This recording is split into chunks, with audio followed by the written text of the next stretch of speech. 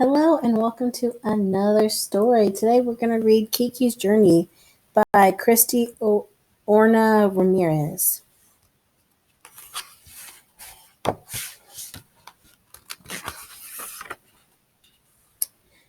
Today I'd like to talk about California Indians, said Miss Lee. Christina, is there anything you can tell us about Native Californians?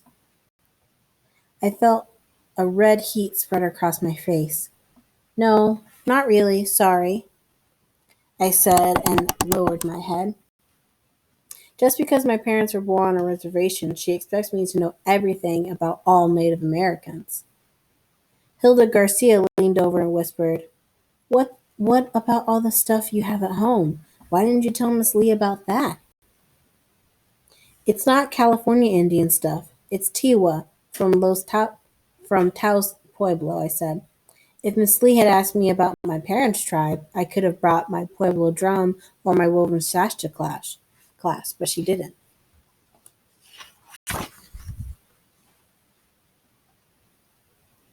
I hate it, I roared to my mother after school. I hate that everyone thinks I know everything about all Indians.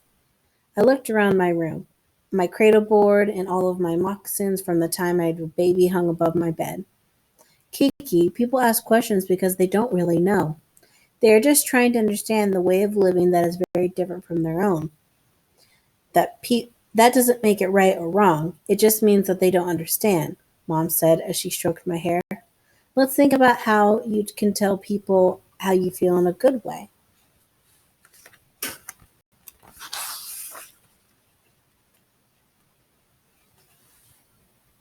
My mother led me out to the backyard by the hand. As the sun warmed her face, she said softly, Creator, we offer this prayer to you so that we can be reminded of the red road that we must follow here in this city. We offer our prayers to the four directions. Help us and guide us on our journey through life. Help us be kind and generous when we have nothing. Help us forgive when we have been wronged. And Creator, please help us grow into the kind of people that you would hope for us to be. I closed my eyes and let the words come into my heart as the wind danced around us.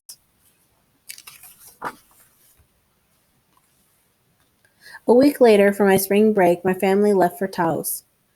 I had only been to the Pueblo once, when I was a baby, and I couldn't remember a thing about the place. Our drive lasted 2 days through the Arizona desert and into New Mexico. My dad played old tapes of powwow music. He turned to my mother and sang along.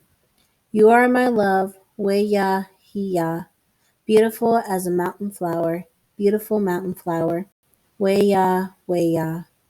My mother blushed as I smiled and hummed along. Eventually I could see the outline of the pueblo against the horizon, as the dust of the desert curled into clouds behind our truck.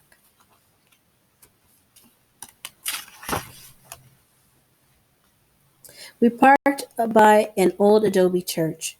We sat in the car for a minute and let a song of silence pass between us. I thought about Grandma Santana and Uncle Tim and how it had been such a long time since I had seen them. I closed my eyes and thought to myself, Creator, let this be a good trip for all of us. My thoughts were interrupted by a knock on the car window. He-ya-ho! Hello, come out and give your grandma a hug and kiss. I opened my eyes and saw my grandmother's soft, wrinkled face curled up in a friendly smile through the window of the truck. I opened the door and was instantly scooped up by Grandma and Uncle Tim, who both smothered me in thousands of kisses.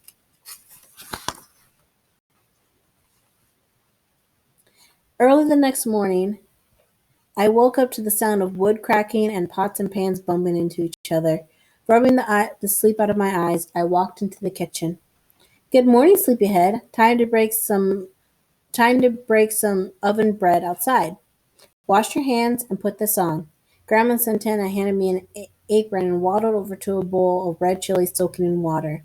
She didn't even have a toaster or a microwave. She made everything from scratch and by hand.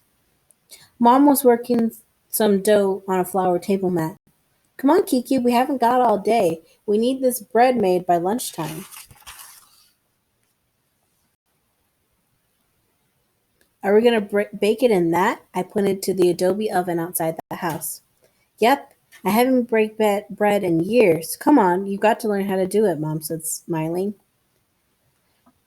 Can't be Tiwa and not know how to break bread. And I was thinking, maybe tomorrow you can go take a tour of the Pueblo. Take a tour? Like the tourists? I asked as I slowly put on the apron to my grandmother had given me. Can't you or Uncle Tim take me around? Mom shook her head. Uncle Tim is working and I'll be busy with your grandma. Don't look so worried. It's a beautiful time of year to see the village. You'll be okay.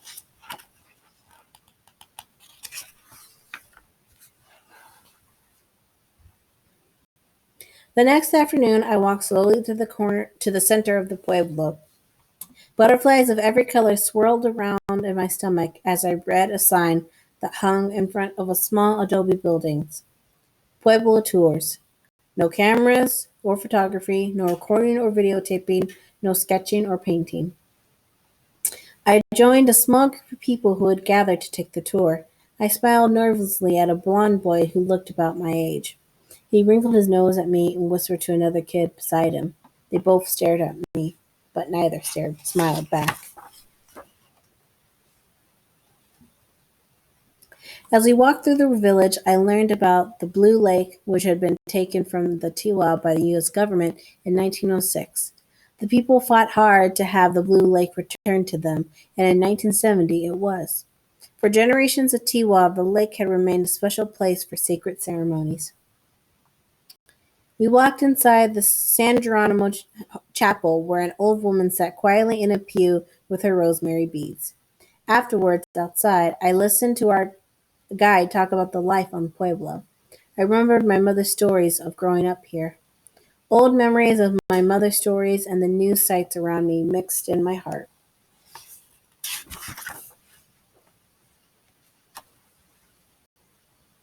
After the tour, Grandma Santana met me outside the gift shop. I held her soft, wrinkled hand in mine as we walked through the village. Well, what did you think? We have a beautiful village here, don't we? She asked. You sure do, Grandma. You're lucky, I said. Grandma stopped and looked at me. What do you mean I am lucky? She said. This village belongs to you too. We are lucky, Kiki. So many of our ancestors have worked so hard to keep this place for our people. It's not just for me or for you, but for generations of Tiwa to come. I looked in her eyes, feeling a little embarrassed. But it's been so long since I've been here, Grandma. I don't even remember it. I wondered how Grandma felt about Mom and Dad and me living so far away, trying to be Tiwa and living in the city at the same time.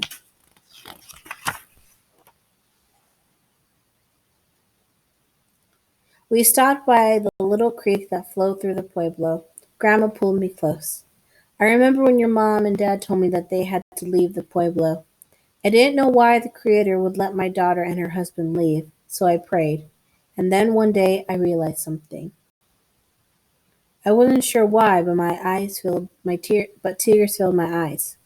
The Creator has a job for each one of us, Kiki. For some of us, He chooses the life of a potter, of learning to shape the clay for the people. Some of us to become medicine people who learn how to help heal the sick.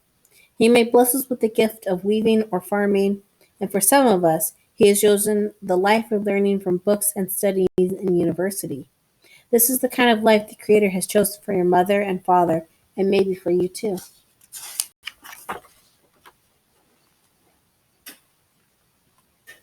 I hugged my grandmother close and let the tears spill out. As I hugged her, she sang a song in Tiwa. I felt the love we had for each other pass between us with every warm heartbeat we shared. I love you, Grandma. I love you too, Kiki. I am so proud of you. She kissed my cheek. Remember that even though you are far away, living in that big city, always be proud of this place and who you are. That is the best gift that you can give yourself and to the Creator. The best gift for all of us. Then Grandma smiled and said, Now how about we go home and see if today's bread is about done?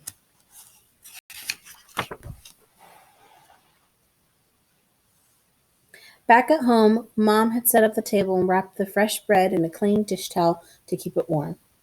The house was filled with the smells of good cooking.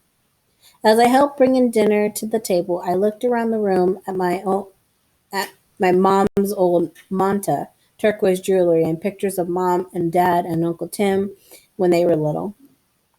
They both stood frozen in time, their faces shiny after dancing all day at the corn dance years ago. My baby picture hung close by. I could see the old photo and how much I looked like mom when she was a kid. Excuse me, mom and Uncle Tim, not the husband. The night before we were to leave the Pueblo to go back home to Los Angeles, Uncle Tim and Grandma sat and ate red chili stew with us. We laughed as Mom, Dad, and Uncle Tim told me about when they were my age. They laughed about the time Uncle Tim got chased by one of the reservation dogs. As everyone laughed and remembered, I excused myself from the dinner table and slipped out the front door. I wanted to see the village one more time before we left to go to the city.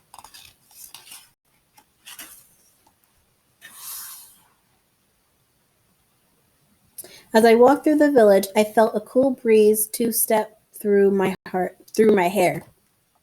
I thought about my parents' hearts belonging to both the Pueblo and the city, and I knew that mine did too. As the starry blanket of night spread itself across the sky, I whispered, "Thank you, Creator. Thank you for this beautiful day and this safe journey home." And that is Kiki's journey. Thank you so much for listening.